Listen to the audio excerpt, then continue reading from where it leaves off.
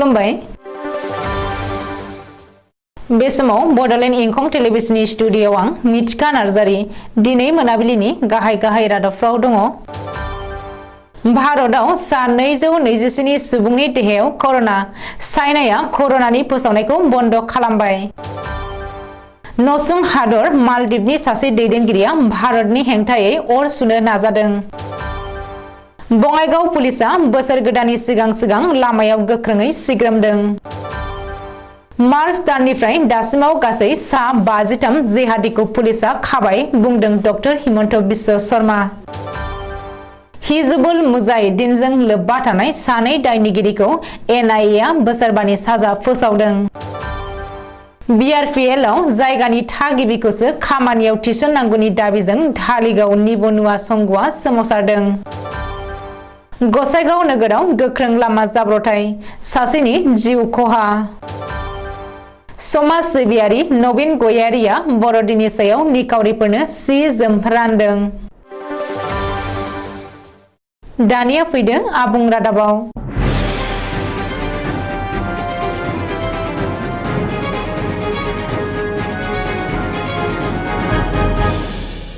मिरु सोरखारनि सावस्रि बिफाना रबिबारखालि फोसावदों दि आथिखालाव भारताव गोदानै सा 227 सुबुंनि देहायाव कर'ना भाइरास मोननाय जादों। बे सा 227 खौ लाफानानै गासै 3424 सा कर'ना भाइरास एक्टिभ जानानै दङ। भारताव महाराष्ट्र आरो केरेलायाव साफा सानैयै कर'नाजों थैनायनि खौरां मोनदों। भारत सोरखारनि सावस्रि बिफाना मोनबा हादर फारियै चाइना, हंकं, जापान, खोला करिया आरो थाइलेन्डनिफ्राय बिरखंजों फैनाय हान्थियारिफोरखौ आरटिपिसिआव आनजाद नायनो थाखाय बिथोन होदों।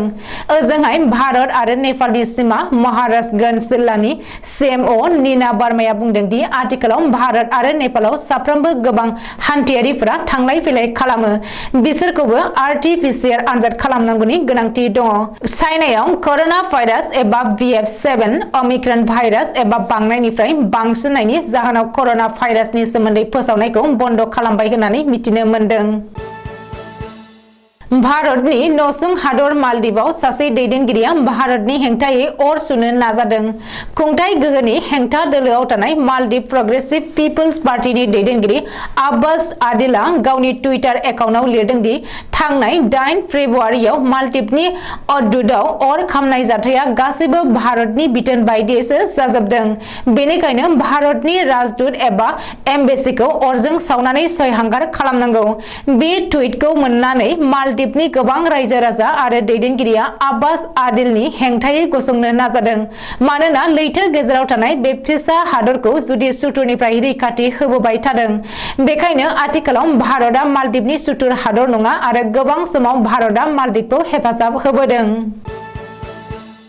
आफां आसामनि बङाइगाव जिल्लायाव माहारियारि राजा लामा PWD आरो नोगोरनि लामायाव बङाइगाव पुलिसआ बोसोर गोदान 2023 नि सिगां गोख्रोङै सिग्रोमदों। गासैबो रोखोमनि गारि एबा बाइकफोरखौ लामायाव सिग्रोमदों आरो दाय गोनांफोरखौ खौलोबोद फोनांदों।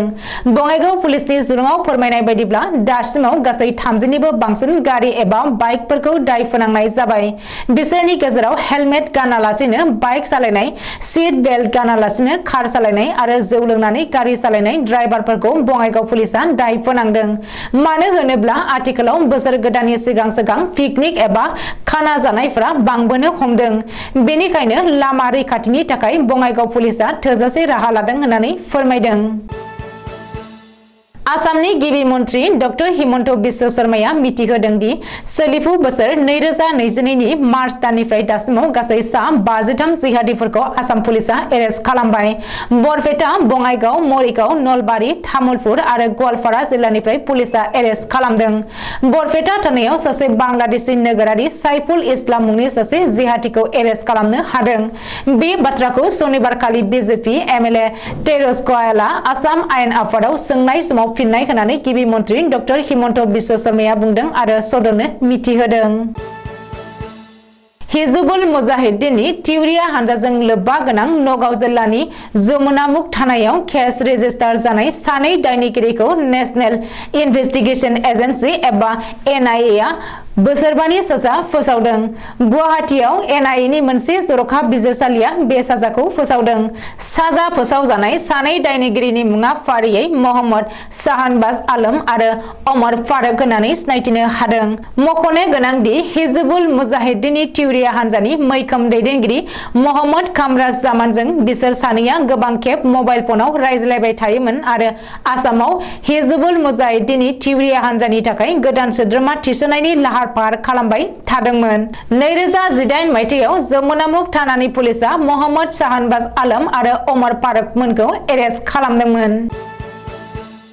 चिरां जिल्लानि धालिगावआव थानाय बिआरपिएल एबा बङाइगाव अइल रिफाइनारि लिमिटेडआव 100% जायगानि बेकार सुबुंफोरखौसो खामानियाव थिसननांगौनि थाखाय धालिगाव ग्रेटार निबनुवा संघआ दाबि खालामदों।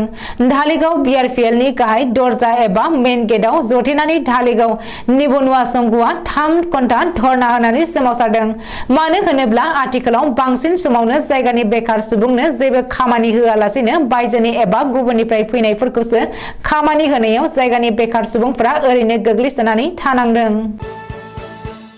कक्राझार जिल्लानि गसाइगाव नोगोराव नोगोरनि लामा गेजेरावनो गोख्रों लामा जाब्रबथाय जादों। बे जाब्रबथायाव AS16D9814 नम्बरनि गंसे बाइकआ गंसे नाम्बार प्लेट गैयै बाइकजों मोखांजों मोखां सौग्रावलायनायाव जायगायावनो जिउ गोमादों सासे लाइमोना।